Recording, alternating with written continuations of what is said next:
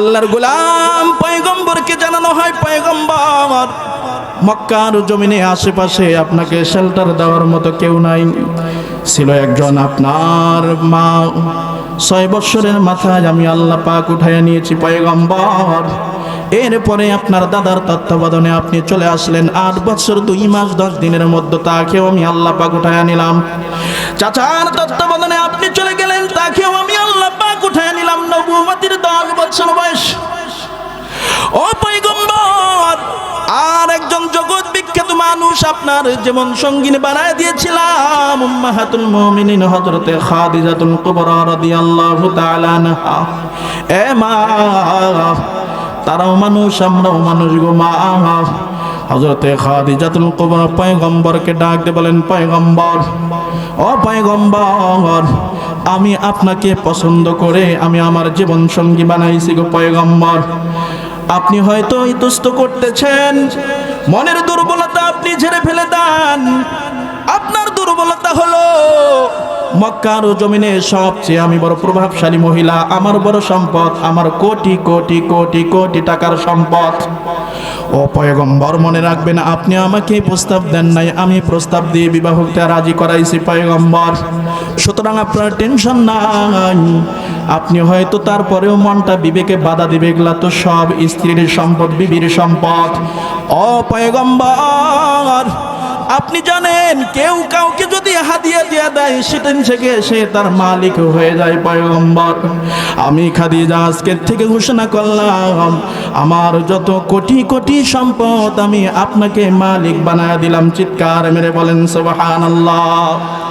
আর আজকালকার বউ তো যদি শখ কইরা শ্বশুরে জামাইকে একটা হুন্ডা দিল, তার ওই বউয়ের মোশানেই আলাদা। কন আর যদি জায়গা জমিন কেনার সময় বিপদে পইরা জায়গা জমিন নিয়ে বাড়ি করছে, তো ওর গুদে জীবন গুদে, আমার বাড়ির থেকে আমারই উপর পিক আপ নাও আছে না? না এরকম মহিলা? ভাই গো, মা গো, ও বোন, একটা কথা বলে যাই, অনেক আমল করবেন জিন্দেগিতে, অনেক কষ্ট করতে হয় আমল করতে, কিন্তু স্বামীকে যদি আপনি নারাজ করেন তো আল্লাহ নারাজ হয়ে যায়। অনেক লম্বা কথা ভাই, একটু চিন্তা ভাবনা করতে হয়। আল্লাহর পয়গম্বরকে ডাক দিয়ে বলা হয়, পয়গম্বর একটু ধৈর্য ধারণ করতে হবে, সবগুলোকে আমি আপনার থেকে কেড়ে নিলাম, এখন শুধু একা মাত্র আপনি। বিশ্বনবী ডানে বামে তাকিয়ে দেখেন কেউ শেল্টার দেওয়া আমার কেউ নাই। হঠাৎ করে মনে পড়ে যায়, দুগ্ধপুষ্য যখন ছিলাম, দুধ পানের সময় হালিমাতু সাদিয়ার কাছে ছিলাম, আমার দুধ মা তায়েফের গ্রামে, প্রায় তায়েফের কাছাকাছি। আল্লাহর পয়গম্বর চিন্তা ভাবনা করলেন, এখানে তো আমার জানের কোনো নিরাপত্তা নাই, কারণ বেঈমানরা সুযোগ খুঁজে, কখন সুযোগ পাওয়া যায় গুলি কর পেছন দিক থেকে। কথা বলেন ঠিক কি না? সম্মানিত হাজির, অনেক কথা আমার মাথার মধ্যে কিলবিল করতেছে। আয় আল্লাহর গোলাম পয়গম্বর ভাবলেন, না না, এখানে থাকা যায় না, চাচাও নাই, আমার স্ত্রী খাদিজাতুল কুবরাও নাই, না না, এখানে থাকবো না, এখন চলে যাব তাইফে। তাইফের মানুষগুলো আমাকে বুকে আগলায় রাখতো, ছোট্টবেলার কথা। পয়গম্বর ওই তাইফের জমিনের সন্তানেরা খেলাধুলা করতো দুই পক্ষ হয়ে। পয়গম্বর যেই পক্ষের দিকে বসেছিল, খেলা দেখতেছিল, যেই দিন যেই পক্ষে বসে যায় সেই দিন সেই পক্ষের জয় হয়ে যায়। এই জন্য পয়গম্বরকে তারা খুব ভালোবাসতে, টাইনে নিয়ে যাইতো, তো আপনি এই দিকে বসে থাকেন, যেদিকে বসে থাকবে সেই দিকে নিশ্চিত জয়। এই জন্য পয়গম্বরকে প্রাণের থেকে বেশি ভালোবাসতেন। কিন্তু আল্লাহর গোলাম পয়গম্বর বুক ভরা আশা লইয়া তাইফের ময়দানে গেলেন, কিন্তু না না না, তারা সেই দিন গ্রহণ করেন নাই। কারণ হলো, এতদিন মুহাম্মদ ইসলামের কথা বলে নাই, এতদিন মুহাম্মদ কোরআনের কথা বলে নাই, এতদিন মুহাম্মদ কালেমার কথা বলে নাই। এই জন্য মুহাম্মদ খুব ভালো, আজকে আল্লাহর দ্বীনের দাওয়াত নিয়ে এসেছে, এই জন্য মুহাম্মদকে আর কেউ জায়গা দেয় না, পাথর নিক্ষেপ করে ওই তাইফের ময়দান থেকে এসে ফিরাইয়া দেয়।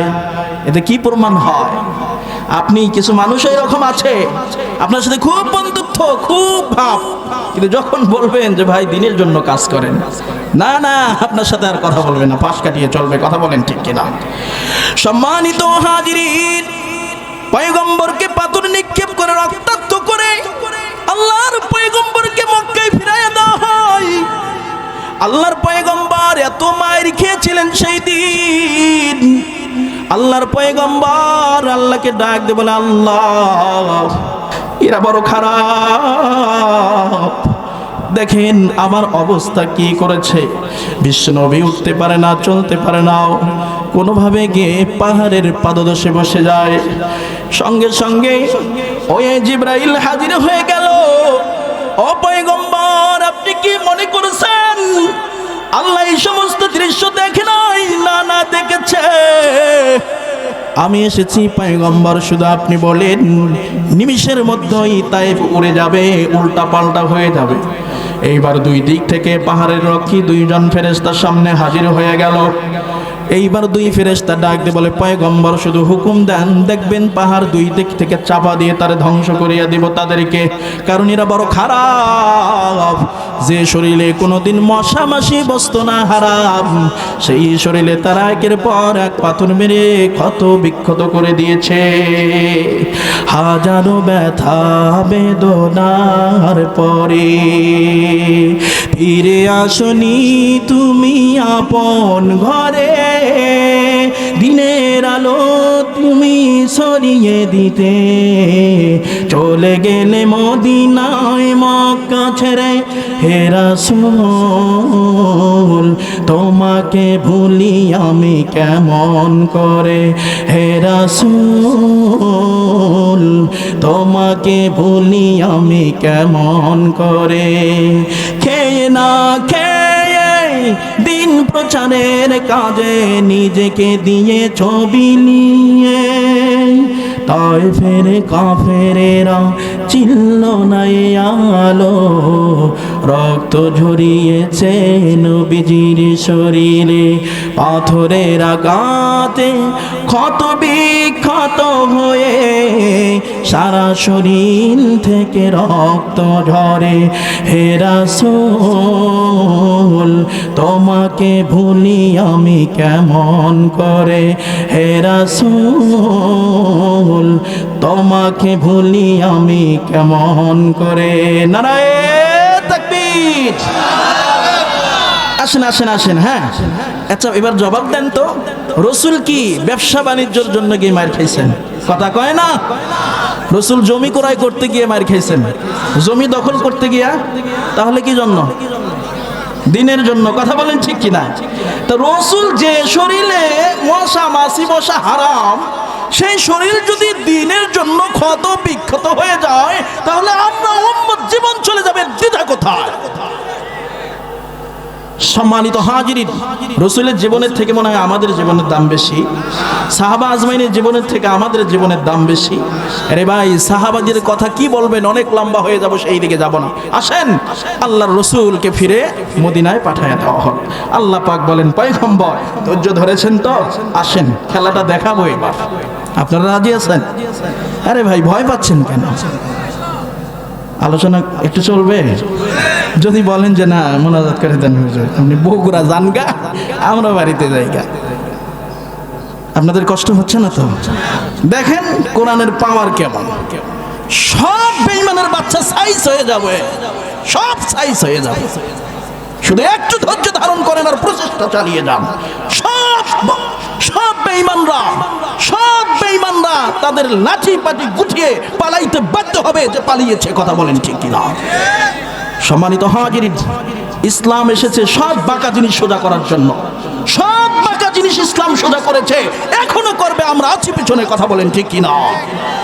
সম্মানিত হাজিরিন, আল্লাহ পাক রব্বুল আলামিন রাসূলকে মক্কার জমিন থেকে উঠাইয়া নিয়ে হিজরত করে পয়গম্বর মদিনায় চলে গেলেন। আল্লাহ পাক রব্বুল আলামিন ডাক দিয়ে বলেন, পয়গম্বর